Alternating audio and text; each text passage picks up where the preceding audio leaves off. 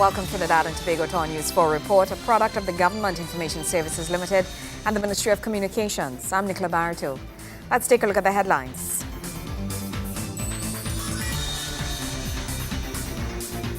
The Prime Minister to arrive in South Africa on Tuesday morning to pay her final respects. The Caribbean Leadership Symposium to encourage businesses to work with government to create investment opportunities. And steps are being taken to ensure that a double up on projects at the local government level is prevented. Thank you for joining us. The Honourable Prime Minister will arrive in South Africa on Tuesday morning to pay her final respects to former President Nelson Mandela. She joins thousands from around the world in celebrating the life of the 20th century's Colossus. The Honourable Kamna Bissar-Bissessar today departed Trinidad and Tobago along with a number of CARICOM heads to attend the State Memorial for former South African President Nelson Mandela. Mrs. Bissar-Bissessar said as Prime Minister of Trinidad and Tobago and as chairperson of the CARICOM, she was pleased to lead the delegation to South Africa where they would pay homage to Nelson Mandela, who passed away on Friday at the age of 95. We are very honoured to be accompanied by fellow CARICOM heads, amongst them His Excellency the President of Haiti and his wife, His Excellency Michel Martelly, the Honourable Prime Minister of the Bahamas, Right Honourable Perry Christie, Grenada and St. Lucia being represented by their Deputy Prime Ministers, Mr. Elvin Nimrod and Mr. Philip J. Pierre, respectively. Antigua and Barbuda is represented by Ambassador Colin Murdoch, and Barbados by the Honourable Minister of Foreign Affairs, Foreign Trade, Senator Maxine McLean. I'm advised that the Presidents of Guyana and Suriname and the Prime Minister of Jamaica are already on their way to South Africa. I am also very happy to welcome the Honourable Leader of the Opposition, Dr. Keith Rowley, and Opposition Senator Mr. Faris Al-Rawi, who will be joining us. The local delegation would also include Permanent Secretary in the Ministry of Foreign Affairs, Margaret Paulian, Chairman of the Emancipation Support Committee, Kafra Kamban, and journalists from several local media houses. The Caribbean Airlines chartered flight is expected to arrive in South Africa on Tuesday morning at 6 o'clock South African time for the memorial service, which would start at 11 a.m. Meanwhile, from Wednesday to Friday, Mandela's body will lie in state at the seat of the South African government in Pretoria, during which time it will also be transported on a daily route for persons to pay their respects. The Honourable Prime Minister is expected to attend the viewing of the body on Wednesday. In my absence, the Honourable Minister Marlene Coudray will act as Prime Minister, and I have no doubt she will rise to this occasion as she has done in every aspect of her life. The acting Prime Minister said it is a privilege to act as Prime Minister during the 2 days and she feels honoured. The Caribbean Airlines flight heads to Rio, Brazil to refuel and then it would continue to South Africa. Mrs. Bissar-Bissessar says she hopes to return on Wednesday night or by Thursday morning at the latest. Nikolai Edwards, News 4. In other news, there is a need for government to be able to collect more revenues to be able to deliver the services that are needed. This was the aim of the Caribbean Leadership Symposium, which seeks to encourage businesses to work with government to create synergy and investment opportunities. Members of local government were invited to a Caribbean Leadership Symposium on developing local economies. Hosted by CARILED, the program is designed to assist and work with respective community leaders across the Caribbean in creating local entrepreneurial businesses. The symposium was held to introduce elected officials that local businesses are in fact the backbone of successful economies. According to Alex Yule, Program Director at CARILED, the role of local government is to guide the development of business in the right direction. The role of local governments to lead the process of local economic development as a facilitator of collaboration amongst the other stakeholders. Local government is in the best position to know who to bring to the table to talk about and promote and lead and coordinate local economic development. The second most important stakeholder is the private sector. And our approach at FCM is that although it's the responsibility of the local government to facilitate and lead the process, it's the responsibility of micro, small, and medium-scale enterprises to create the jobs, and to drive economic growth. It's not the government who should be employing everyone. It's for the government to set a level playing field and an enabling environment for small businesses to employ more people, to diversify their products and their economy, to improve their products so that they're export ready, to improve trade, and so on. The process of developing this kind of strategic business according to the topography of each district has already begun to take shape. As Rodney Ram-Logan, Director of Local Government and Regional Planning, explains, plans will assist in building stronger economies. We started the process of the participatory consultation as opposed to the lip service consultation that took place from administering planning from the central level. Those plans were subsequently mandated by Cabinet for use in the councils determining what projects should take place in the various localities. And subsequently, the Ministry of Finance noted the efforts, directed and focused us to the possibility of developing municipal investment plans coming out of these development plans. Subsequent allocations over 2 subsequent years are varying amongst the corporations. Municipal investment plans are on their way in various corporations. Dr. Carl Wright, the keynote speaker, underscored the need for local government to partner with members of the private sector as the region seeks to achieve its UN Millennium Development Goals by 2015. The recent UN High-Level Panel report on post-2015 explicitly recognizes the role of cities as, quote, engines of growth. And there are now increasing calls for the new post-2015 agenda and the goals to include a goal on urban development accompanied by specific urban targets. This indeed was set out some years ago in a document many of you are also familiar with, which is the Cardiff Consensus on LED, on Local Economic Development. I think some copies at the back, which was endorsed again by our heads of government, and among other things, emphasized the importance of local government working in particular with the private sector. The symposium was held at the University of the West Indies St. Augustine campus and facilitated discussions among elected officials from CARLED's funding agency and the Ministry of Local Government. Kimberly Calloway, News 4. News 4 continues right after the break. Stay with us.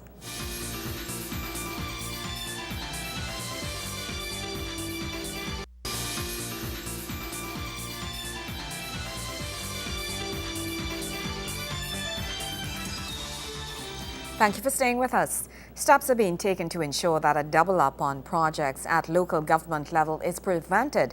Now, this is just one of the many areas discussed when the Ministry of Local Government hosted its orientation session, and members of the various regional corporations were invited to participate and field questions on practicing proper procedures at the municipal level. Fostering and strengthening collaborative efforts between the Ministry of Local Government and the various municipal corporations is expected to facilitate a more planned approach in regional development. This was the theme of the orientation session hosted by the ministry as it seeks to bring itself closer to the corporations. In welcoming the many representatives from the burgesses across the country, Manager of the Local Area Regional Planning and Development Unit at the Ministry, Rodney Ram-Logan, says the National Spatial Development Plan for Trinidad and Tobago seeks to encourage this new trend to avoid the often doubling up of projects among ministries. Say that the municipal development plans are being reviewed because they're now having been used to create a National Spatial Development Strategy. They would be revisited, and they will be in line with the National Spatial Development Strategy. So most likely when the municipal planning authorities are formed, after the bill is passed, you all will have an operative, up-to-date municipal development plan in line with the National Spatial Development Strategy, and you will use that to prepare your lower level plans through your various planning and facilitation of development units, where you'll have your planners, and you'll also have local economic development officers and so on. The session provided an opportunity for those in the various regional corporations to gain a better understanding of the roles held by overseeing units at the local government ministry. This is important when it comes to getting the relevant approvals before commencing a project.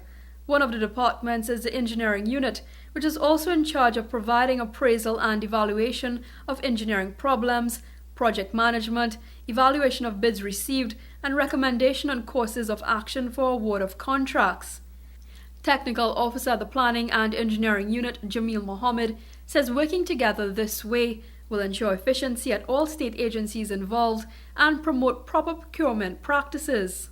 The interagency collaboration, what I mentioned earlier, was for holistic development of each of the corporations to avoid the patchworks. And that is something that the corporation should attempt to do with the agency within their municipal corporation. And this obviously is linked to the coordinating committee. So at that forum, that kind of development could take place. This would obviously go well in solving the issues and avoid some of the frustration. And the other agency will be doing their work, but just more in a controlled or systematic manner. While there are 9 corporations, 2 cities, and 3 boroughs under the local government ministry, there is a chain of command for each corporation according to its structure. Minister of Local Government Marlene Kudre says understanding this will assist in the transparency and accountability of each regional body.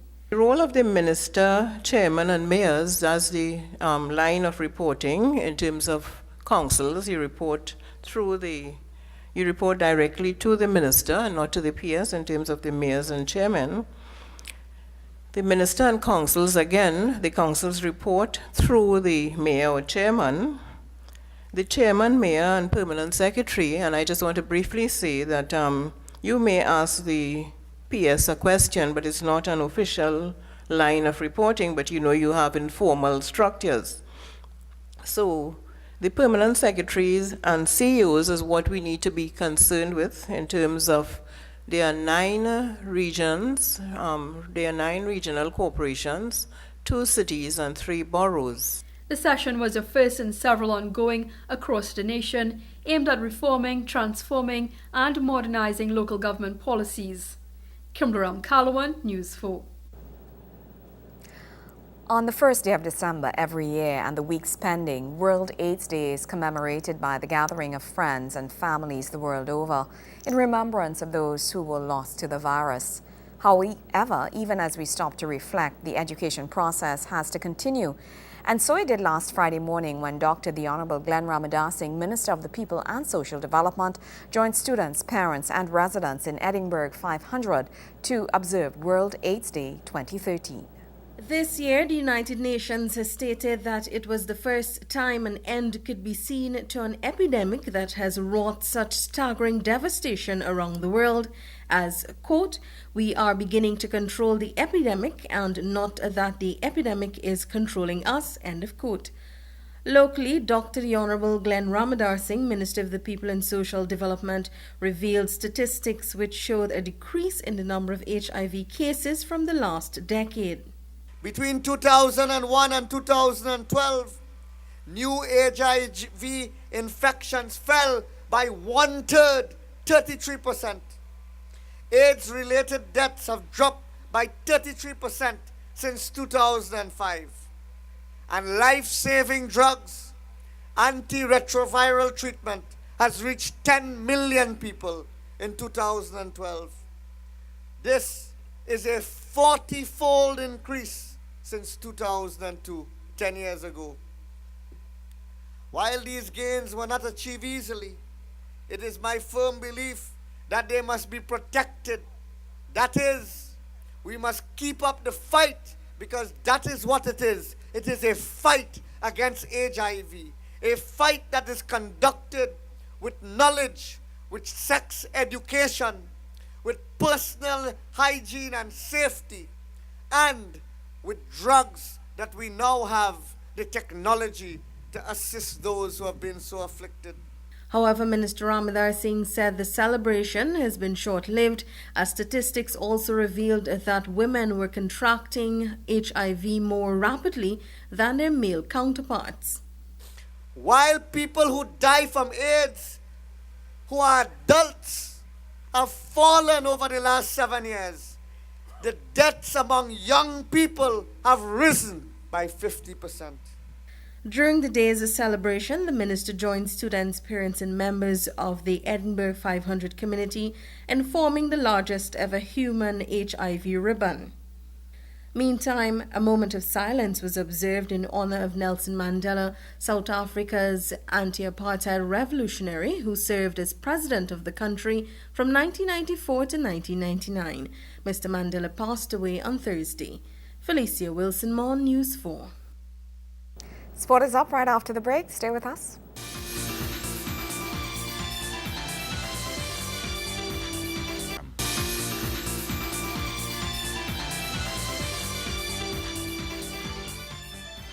The ECCL hosted its first annual pre-Christmas craft sale. The fair, which showcases handicrafts made by local craftsmen, served as an event aimed at promoting arts as an upcoming industry. ECCL's CEO Hansen Narayan Singh, opening the event, says this year's fair serves as just one in many more to come. The Export Centres Company Limited hosted its first pre-Christmas handicraft fair, showcasing the many creative pieces produced by local artisans. The aim of the fair is to sensitize the public on what goes into making these creations. In launching the Christmas sale, ECCL CEO Hansen Narayan Singh called on citizens to buy local and support these artistic entrepreneurs. We recognize that small business is the engine that runs the economy. Our inputs into this sector as a state enterprise are to boost handicraft as part of the informal economy. We believe that the population at large needs to be sensitized as to what goes into production of handicraft and handicraft items. This is essentially the manipulation of physical matter by the knowing hand. It is a knowledge transfer process, a relationship between physical function and artistic expression. Permanent Secretary in the Ministry of Community Development, Donna Faraz, said the fair will serve to create public awareness of the array of talent found here at home, as the sale aids to pair interested customers with talented artisans. But more so, she highlighted the fair as being proof of arts becoming a viable player in the local economy. The items on display here today represent the natural talent, artistic flair, creativity, and the entrepreneurial spirit of our artisans. During the past few years, we have found that craft fairs and markets have seen an increasing public popularity.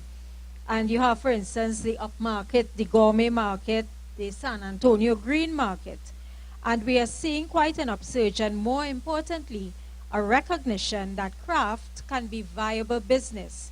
And indeed, there is untapped potential which, when harnessed, could see handicraft attaining sustainability as a major industry.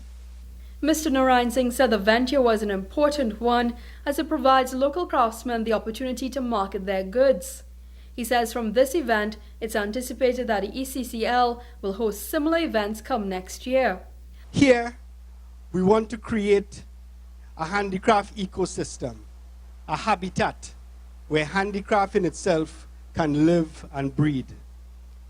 At ECCL, we are positioning our resources to assist our creative entrepreneurs by providing them with the necessary opportunities to showcase their products. This here, or what you see today, is just one such venture. In 2014, we intend to do many more like these. So stay tuned for what we have. Among the items displayed for sale were clothing, carvings, jewelry, soaps, candles, handbags, leather craft items, and furniture. Kimberam Calawan, News 4. Well, that's how we wrap up this edition of our News 4 report, a product of the Government Information Services Limited and the Ministry of Communications. I'm Nicola Barito. Thank you for joining us.